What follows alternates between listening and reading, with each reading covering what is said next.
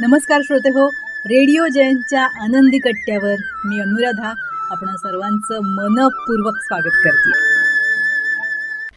श्रोते हो, आजच्या आनंदी कट्ट्यावर व्हॉट्सअपवर एक वाचनात आलेली सुंदर पोस्ट तुमच्याशी शेअर करते.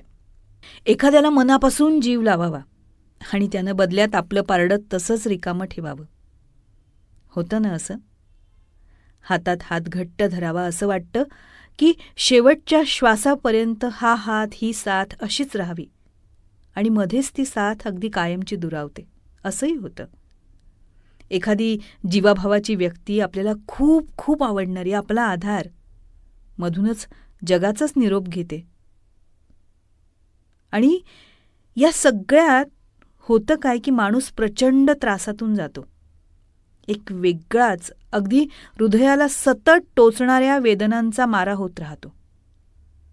एकटं असलं ना की मग हे विचार अगदी धावून येतात अंगावर, फेरच धरतात आपल्या भोवती आणि यात अडकलेले आपण.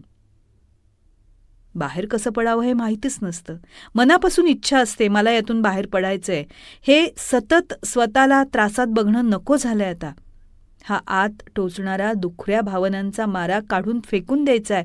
नको ते विचार, नको ते आठवणी, नको ते घालवलेले क्षण आणि नकोच त्यातलं माझं अस्तित्वसुद्धा. प्रचंड त्रास, भावनांचा उद्रेक आणि त्यात तडफडणारे आपण. बाहेर पडायचंय, अगदी बाहेर पडायचंय कायमचं. त्या शांततेची आस लागलीय. आणि नेमका अशा वेळी ना माणूस स्वतःपासून दूर पळतो. स्वतःच्या त्रासाला घाबरायला लागतो.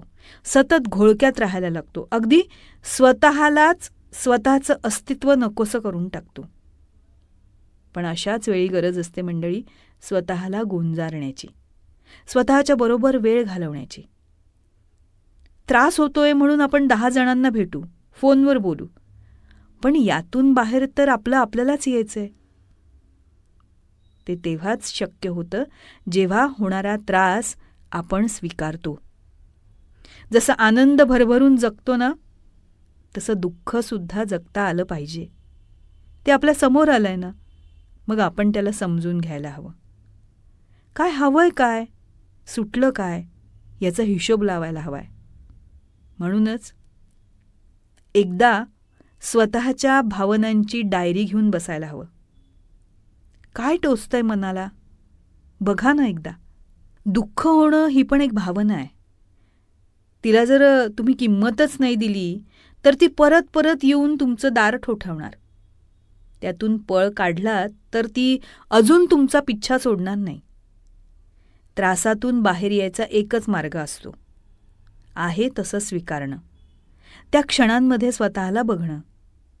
कालचा मी, आजचा मी यात थोडी तरी सुधारणा आहे का हे वेळोवेळी पडताळणं. येईल एक दिवस की परत भावना पिंगा घालतील, पण तरीही त्यातून वाट शोधत राहणं. काय दुखतंय, कुठला काटा रुतलाय, तो हळूच काढता येईल का की सल खोलवर गेलीये हे नीट निहाळणं. दुःख होणं ही पण आपलीच भावना आहे. जसा आनंद कवटाळतो तसं दुःखसुद्धा कवटाळावं लागतं. आणि मग ते सुद्धा हळूहळू आपली वाट शोधत निघून जातं.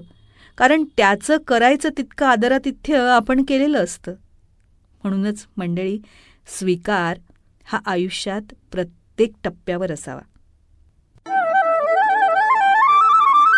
हा होता आनंदी कट्ट्यावरचा आजचा सुंदर विचार. तुम्हाला तो कसा वाटला याविषयीची तुमची कमेंट बॉक्समध्ये नक्की लिहा. आणि त्याचबरोबर रेडिओ जयंतचे दर्जेदार कार्यक्रम ऐकण्यासाठी रेडिओ जयंत लाईक करा, शेअर करा आणि सबस्क्राईब करा.